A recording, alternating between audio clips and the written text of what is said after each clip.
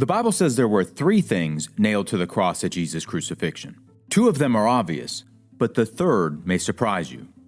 Those who witnessed the crucifixion of Jesus of Nazareth in 31 AD would have been able to look up and easily see 2 of 3 things nailed to the cross, or stake. The third item, which was invisible to the naked eye, was incredibly important for those living at that time and for us today. So what were the 3 things nailed to the cross? Let's answer that question from the pages of the Bible. The first item a witness of the crucifixion would have seen nailed to the cross was Jesus, the Christ.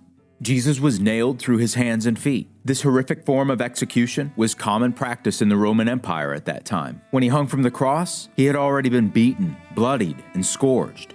His beating was prophesied centuries in advance through the prophet Isaiah, which says, "Surely he has borne our griefs and carried our sorrows, yet we esteemed him stricken, smitten by God, and afflicted. But he was wounded for our transgressions. He was bruised for our iniquities. The chastisement for our peace was upon him, and by his stripes we are healed." During his physical beating, he also endured psychological attacks and mocking. As Matthew 26:67-68 explains, "Then they spat in his face and beat him, and others struck him with the palms of their hands, saying, 'Prophesy to us, Christ, who is the one who struck you?'" Even after all this suffering, Jesus never lost sight of why he subjected himself to the crucifixion. Witnesses there that day would have had the opportunity to hear Jesus' merciful response to this unwarranted torture.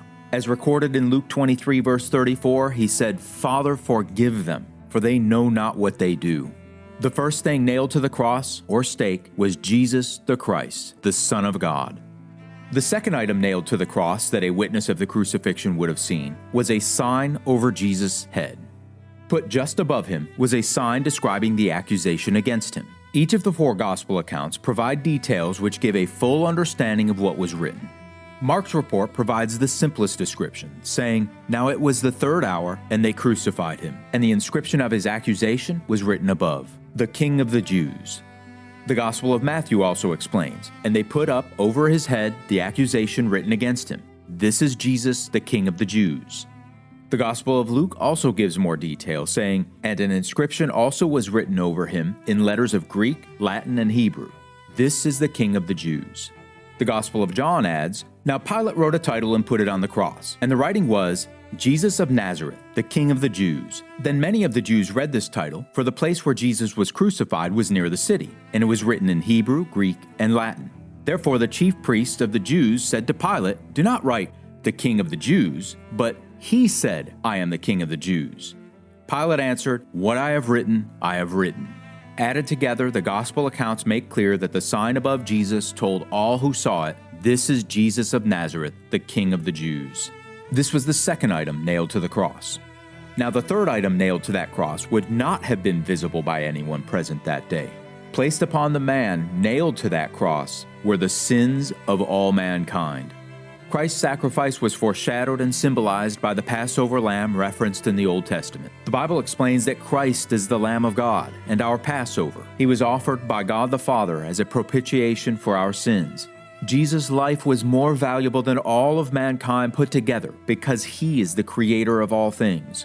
And being perfect, without sin, he was the only one qualified to pay the penalty for all sin. So it is through his sacrifice and shed blood that we can be forgiven of our sins. He paid the death penalty for all of us. Just as God prophesied centuries earlier by the prophet Isaiah, "All we like sheep have gone astray. We have turned every one to his own way, and the Lord has laid upon him the iniquity of us all." The sins of all mankind were placed upon Jesus that we might become the righteousness of God in him. And through his perfect life, Jesus also left us an example of how God expects us to strive to live. If we are to abide in Jesus, then we are to walk as he walked. And as the Apostle Peter stated, "For to this you were called, because Christ also suffered for us, leaving us an example that you should follow his steps, who committed no sin, nor was deceit found in his mouth, who when he was reviled, did not revile in return. When he suffered, he did not threaten, but committed himself to him who judges righteously, who himself bore our sins in his own body on the tree, that we, having died to sins, might live for righteousness, by whose stripes you were healed. For you were like sheep going astray, but have now returned to the shepherd and overseer of your souls." This third item nailed to the cross was extremely important then, and it is just as important today. Those who truly know Jesus Christ as both Passover and King can say, "To him who loved us and washed us from our sins in his own blood, and has made us kings and priests to his God and Father, to him be glory and dominion forever and ever. Amen." If you're new to this channel, we make these videos to explain Bible topics in an easy-to-understand way. We believe the Bible is the foundation of truth and everyone can benefit from it. So give us a like and help spread the word. To better understand the timeline around Jesus' crucifixion and resurrection, check out our video, Timeline Explaining 3 Days and 3 Nights.